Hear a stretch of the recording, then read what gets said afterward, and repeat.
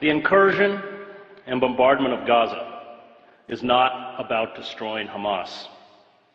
It is not about stopping rocket fire into Israel. It is not about achieving peace. The Israeli decision to rain death and destruction on Gaza, to use lethal weapons of the modern battlefield on a largely defenseless civilian population, is the final phase in the decades-long campaign to ethnically cleanse Palestinians.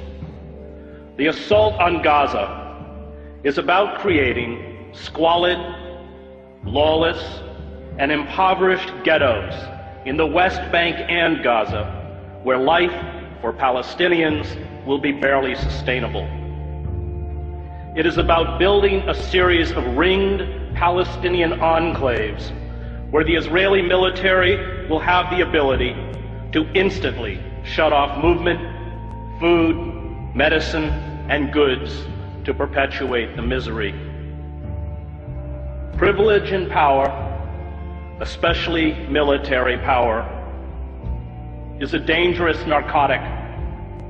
Violence destroys those who bear the brunt of its force, but also those who try to use it to become gods. Israel uses sophisticated attack jets and naval vessels to bomb densely crowded refugee camps, schools, apartment blocks, mosques, and slums, to attack a population that has no air force, no air defense, no navy, no heavy weapons, no artillery units, no mechanized armor, no command and control, no army, and calls it a war. It is not a war. It is murder.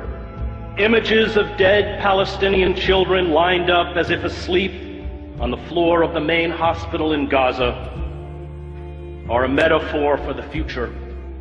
Israel will from now on speak to the Palestinians in the language of death.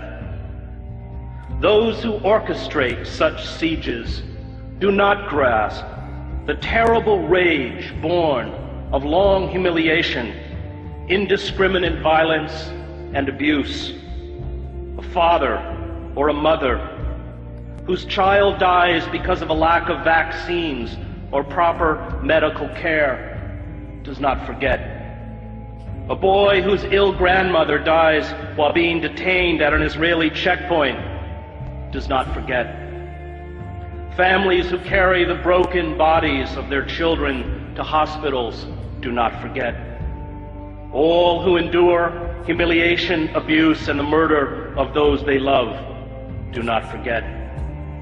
This rage becomes a virus within those who eventually stumble out into the daylight. Is it any wonder that 71% of children interviewed at a school in Gaza recently said they wanted to be a martyr? The refusal by our political leaders, from Barack Obama to all but 5 members of Congress, to the major media, to speak out in defense of the rule of law and fundamental human rights exposes our cowardice and our hypocrisy. The public debate about the Gaza attack engages in the absurd pretense that it is Israel, not the Palestinians, whose security and dignity is being threatened. This blind defense of Israeli brutality towards the Palestinians is a betrayal of the memory of all those killed in other genocides in other times. The lesson of the Holocaust is not that Jews are special. It is not that Jews are unique. It is not that Jews are eternal victims. The lesson of the Holocaust is that when you have the capacity to halt genocide, and you do not, no matter who carries out that genocide or who it is directed against, you are culpable.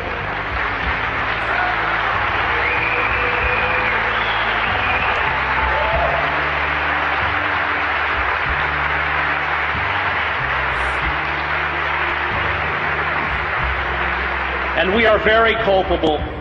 The F-16 fighter jets, the Apache attack helicopters, the 250-pound smart GBU-39 bombs are all part of the $3 billion military aid we give to Israel. Palestinians are being killed tonight with American-made weapons. But perhaps our callous indifference to human suffering is to be expected.